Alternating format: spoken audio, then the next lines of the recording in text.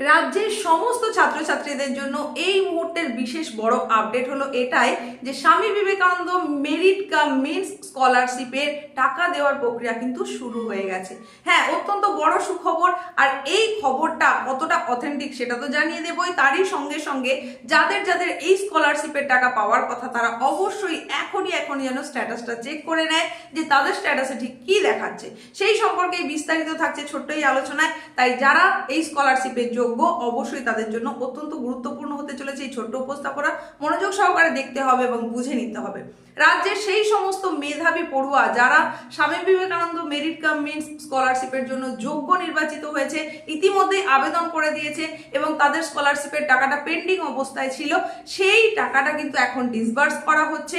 অবশেষে অ্যাপ্লিকেশন অনুযায়ী টাকা কিন্তু ছাড়া শুরু হয়ে গেছে।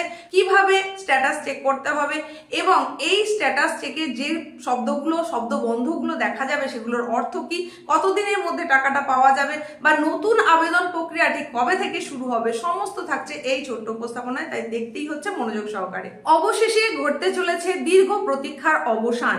বেশ কিছু মাস ধরে স্বামী বিবেকানন্দ স্কলারশিপের টাকার জন্য যে সমস্ত পড়ুয়ারা অপেক্ষারত অবস্থায় ছিল তাদের জন্য বড় সুখবর।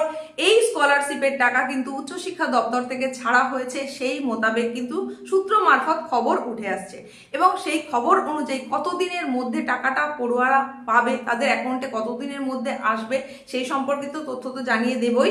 আর যারা যারা চিন্তা ভাবনার মধ্যে ছিল যে যেহেতু সরকারের পালাবদল হয়েছে, নতুন একটা সরকারের আগমন হয়েছে, তাহলে এই স্কলারশিপ কি আদৌ চালু থাকবে নাকি চালু থাকবে না, সেই প্রসঙ্গে বলি মুখ্যমন্ত্রী স্বয়ং কিন্তু জানিয়েছে কোনো রকম জনকল্যাণমুখী প্রকল্প বাদ যাবে না। সেই হিসাবে এই স্কলারশিপও কিন্তু বন্ধ হবে না।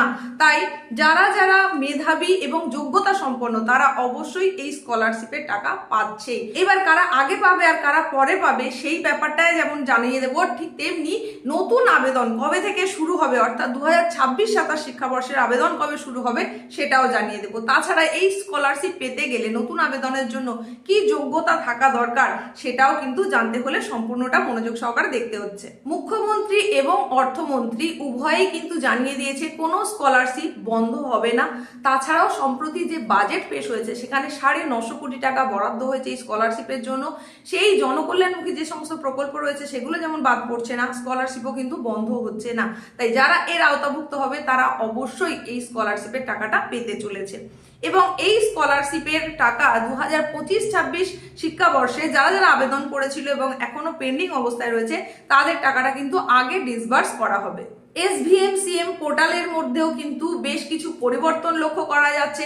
সেখানে কিন্তু অ্যাপ্লিকেশনের নিরিখে অ্যাপ্লিকেশন স্যাংশনড এরকম দেখা যাচ্ছে স্ট্যাটাস হিসেবে, বা কোথাও কোথাও দেখা যাচ্ছে স্কলারশিপ অ্যামাউন্ট ডিসবার্স। সুতরাং বোঝাই যাচ্ছে যে উচ্চশিক্ষা দপ্তরের তরফ থেকে কিন্তু এই টাকাটা ছাড়া শুরু হয়ে গেছে এবং ছাত্রছাত্রীদের অ্যাকাউন্টে কিছু দিনের মধ্যেই আসবে। এবার এই কিছু দিনটা মানে কতগুলো দিন তবু অপেক্ষা করতে হতে পারে, সব কিছুর একটা প্রসেস রয়েছে। সেই প্রসেসিংটা হতে যেটুকু সময় লাগে সেটা ধরে রাখা যেতে পারে 7 থেকে 8 দিন বা খুব বেশি হলে 1 মাস পর্যন্ত সময় লাগবে। এবার সবাই একসঙ্গে অ্যাট এ টাইম তো পেতে পারবে না, কিছু কিছু করে সেই স্কলারশিপের টাকাটা ছাড়া হবে। তাই কিছুজন আগে পাবে, কিছুজন পরে পাবে, কিন্তু প্রত্যেকে অবশ্যই পাবে। টাকা যেহেতু ডিসবার্স হওয়া শুরু হয়ে গেছে সুতরাং প্রত্যেকের অ্যাকাউন্টে খুব তাড়াতাড়ি এই স্কলারশিপের টাকা ঢুকতে চলেছে। উচ্চশিক্ষা দপ্তরের তরফ থেকে ইতিমধ্যেই এই টাকা স্যাংশন হয়ে গেছে এবং ট্রেজারির মাধ্যমে কিন্তু স্টুডেন্টদের অ্যাকাউন্টে টাকাটা চলে আসবে। তাই সময় সাপেক্ষ হয়তো আরো একটু হবে, কিন্তু খুব বেশি একেবারেই নয়। 1 সপ্তাহ থেকে 1 মাসের মধ্যে প্রত্যেকের অ্যাকাউন্টে টাকাটা পৌঁছে যাচ্ছে। আর যে সমস্ত পড়ুয়াদের স্ট্যাটাসে স্যাংশন দেখাচ্ছে কিন্তু টাকা ঢোকার কোনো মেসেজ আসেনি, তাদেরও দুশ্চিন্তা করার কোনো কারণ নেই। এই প্রক্রিয়াটা চলার জন্য একটু ন্যূনতম সময় লাগছে, কিন্তু অতি অবশ্যই সেটা পাওয়া যাবে। প্রয়োজন হলে অবশ্যই SVMCM এর যে ওয়েবসাইট রয়েছে সেখানে গিয়ে স্ট্যাটাসটা আরো একবার চেক করে নিতে হবে যে সেখানে কি দেখাচ্ছে। এইবার আসি তোমাদের মনে আসা সেই প্রশ্নে যে নতুন যে আবেদন সেটা কবে থেকে শুরু হবে, অর্থাৎ 2026-27 শিক্ষাবর্ষে স্বামী বিবেকানন্দ স্কলারশিপের জন্য কবে থেকে আবেদন করা যাবে। তো এখানে যে আপডেটটা উঠে আসছে সেটা হচ্ছে কি 2025-26 শিক্ষাবর্ষের জন্য যে টাকা বাকি রয়েছে সেটা মিটে গেলেই, সেটার প্রক্রিয়া সম্পন্ন হলেই কিন্তু 26-27 নতুন আবেদন প্রক্রিয়া শুরু হয়ে যাবে এবং একটা অ্যাপ্রক্স যে সময় সেটা নির্ধারণ করা হচ্ছে আগস্ট মাসেই এই নতুন আবেদন প্রক্রিয়া শুরু হয়ে যাবে।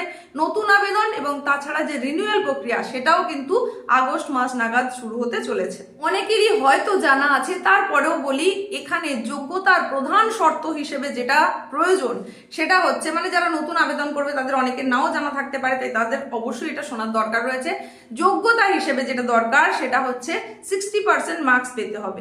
মানে নতুন যে কোর্সের জন্য ভর্তি হয়েছে তার আগের কোর্সে 60% মার্কস পেতে হবে। কেউ যদি ফার্স্ট ইয়ার ভর্তি হয়ে থাকে গ্র্যাজুয়েশনের জন্য, সেখানে উচ্চ মাধ্যমিকে অতি অবশ্যই 60% এন্ড অ্যাভাব মার্কস পেতে হবে।